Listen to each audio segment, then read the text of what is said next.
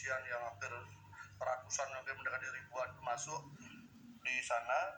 Kemudian beliau menyampaikan sesuatu yang kalimat yang cukup menarik, yaitu bintang-bintang berjatuhan, melati berserakan, puntung-puntung terapung.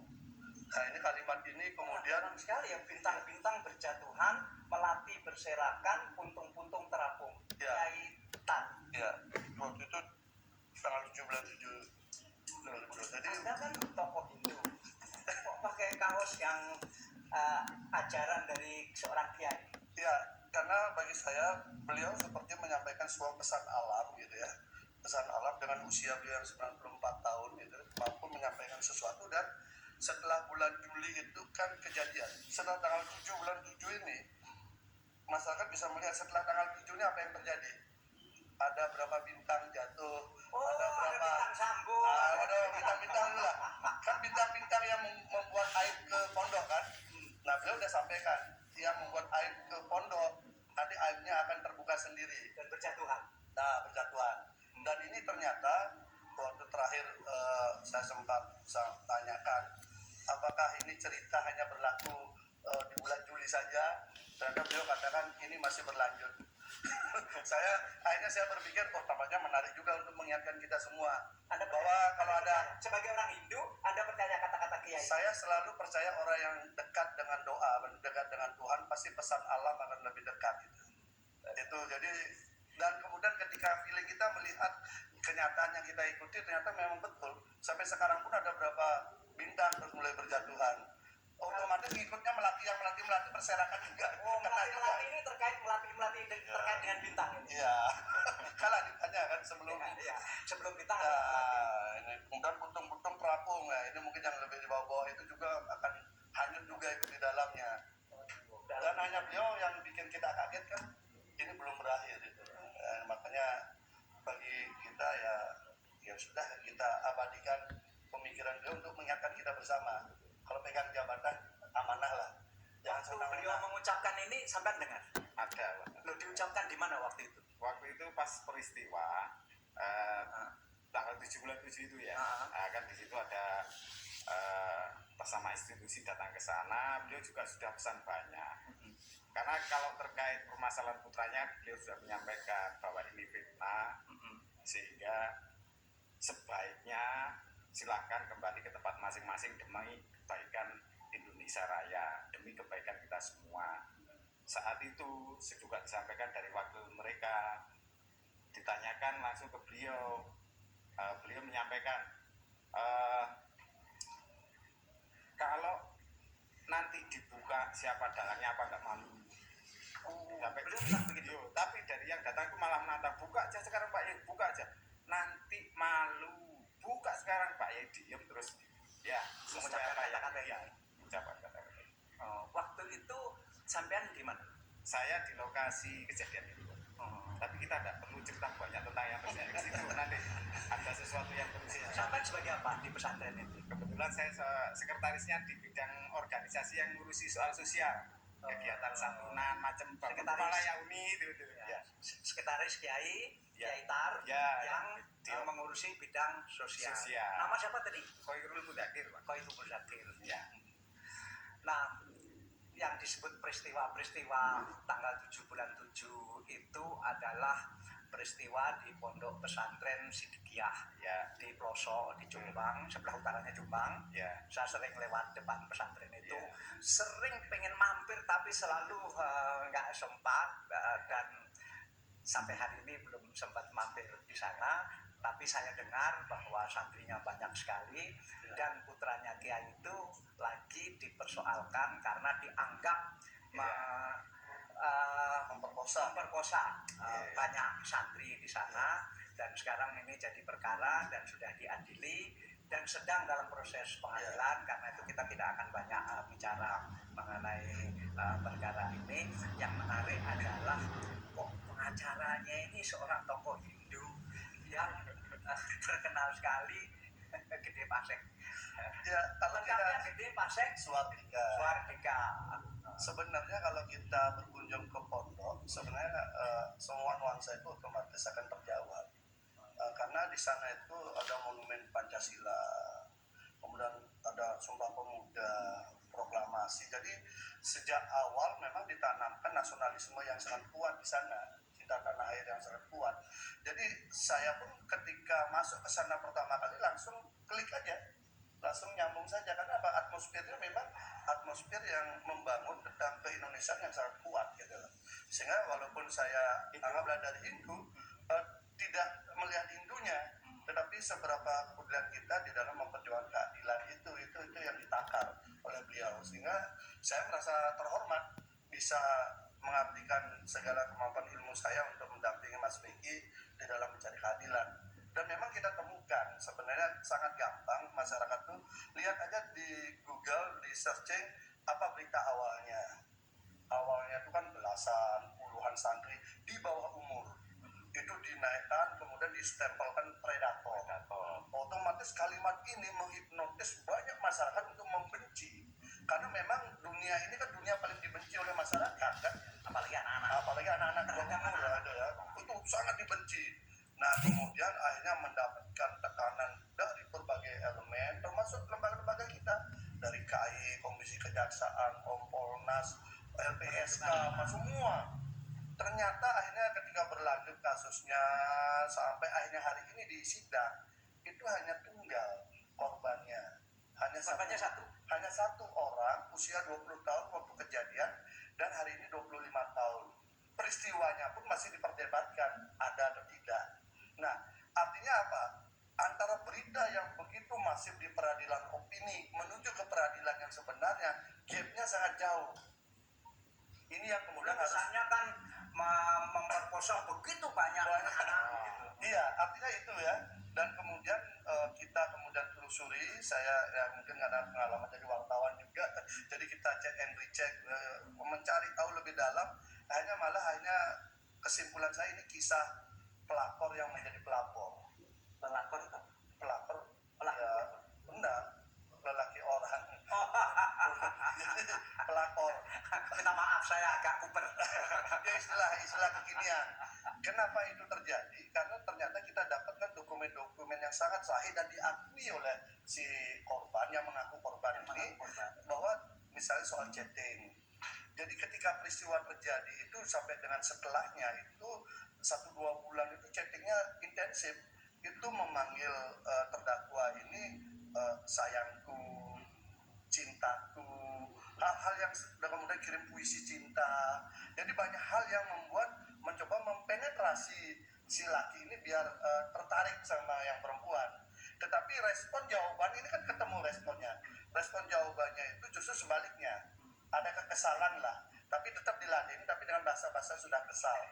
Artinya itu. Kemudian ada juga mengirim foto. Yang cewek ini ngirim foto, nanya puasa saya kemarin ke Kudus. Jadi sesuatu yang sebenarnya tidak layak untuk dilakukan oleh seorang korban pemerkosaan. Dan ini diakui. Jadi bukannya chatting ini nggak diakui, chatting ini diakui di sidang. Si wanita itu jadi saksi gitu. Iya, saksi pertama kan. Itu kemudian yang kedua ada surat juga kronologis yang dibuat oleh beliau. Dia akui juga di sidang. Itu pertama menceritakan pengalaman pacarannya yang sebelumnya, dengan pacar sebelumnya, dia menangis di situ mengadu ke terdakwa. Kemudian ada kalimat yang paling menarik yang terakhir penutupnya, dengan bahasa Jawa, kurang lebih bahasanya, saya minta maaf saya bersedia untuk menjadi istri Mas Beki, Mas Azal di situ ditulis. Artinya apa? Kan tidak ada korban pemerkosaan seperti itu gitu loh. Itu jadi kisah-kisah ini membuat kita tergelitik. Haruskah seorang Mas Beki yang selama ini dibutuhkan oleh banyak orang ya? Karena kegiatan beliau ini kan banyak. Misalnya di RSC dan RSTMC, beliau ini mengabdikan diri membantu masyarakat tidak mampu atau siapapun dia berobat gratis. Oh, terkenal oleh itu. Ya gratis tuh. Kemudian bahkan dia menyiapkan kendaraan khusus untuk mencari orang-orang sakit di pedesaan yang pedalaman, khusus untuk dibawa ke sana, kalau nggak sembuh dibawa ke rumah sakit dan dibantu pembiayaannya. Itu satu.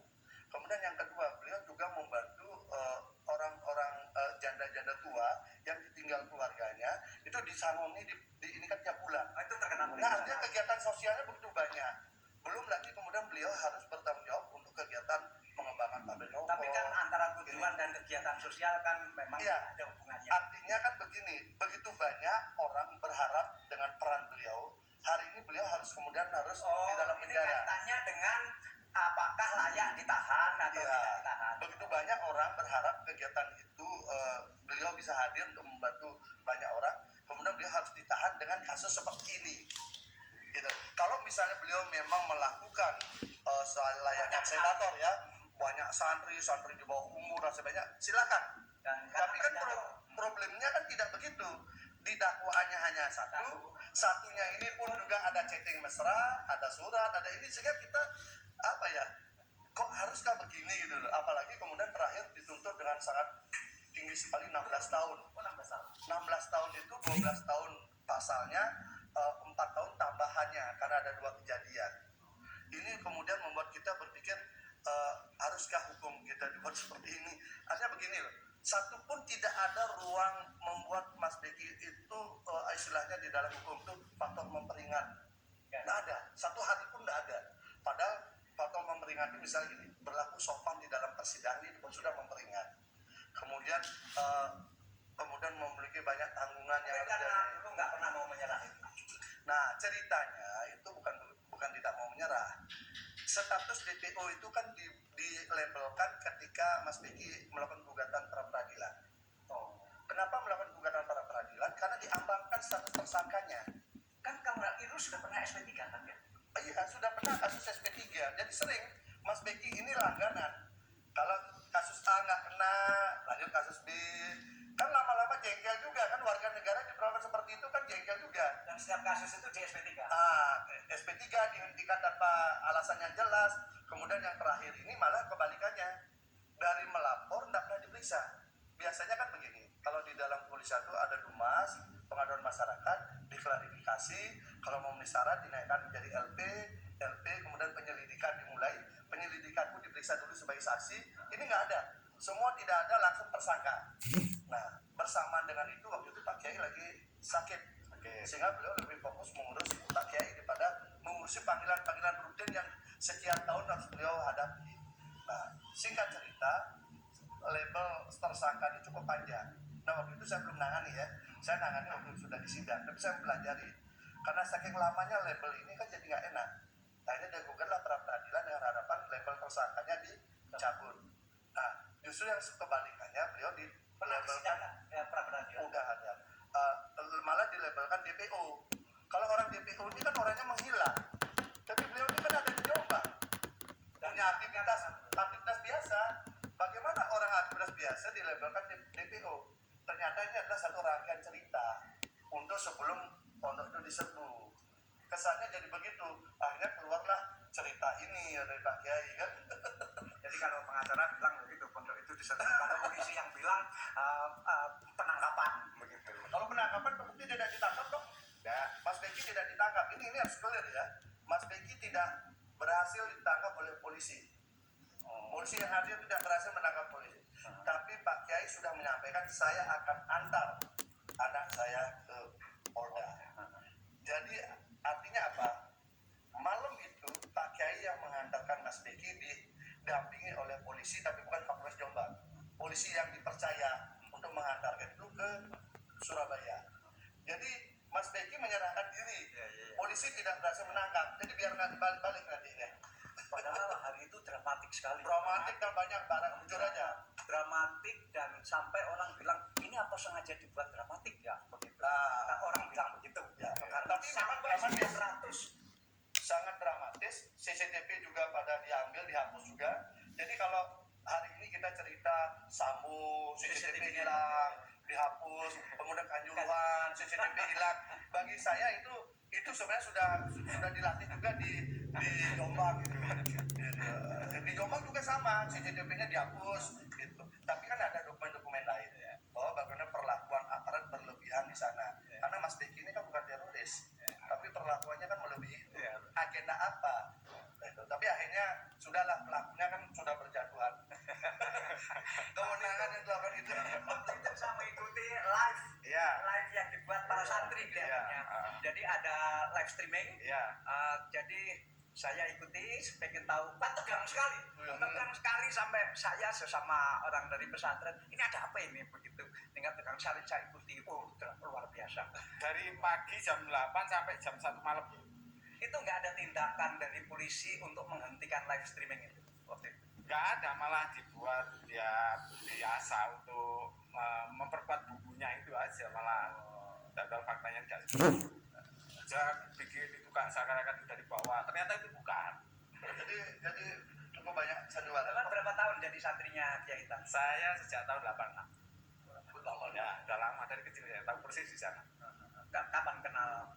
Saya nggak kenal, kalau teman-teman itu saya sering, karena saya sering mengantar bantuan itu semacam rumah layak itu kan sasarannya multi agama Pak. Ya, Kebetulan di tidak Bali. pandang agama. Iya, di Bali kemudian 2 tahun ini ada suaminya berdande, istrinya janda lama, tinggal sendiri, rumahnya tidak layak, kita bangun sehingga kenal adat-adat orang. Tahun ini juga teman. Saya lihat ada semacam paguyuban santri-santri Kiai Tar yang ada di Bali ya. Ada.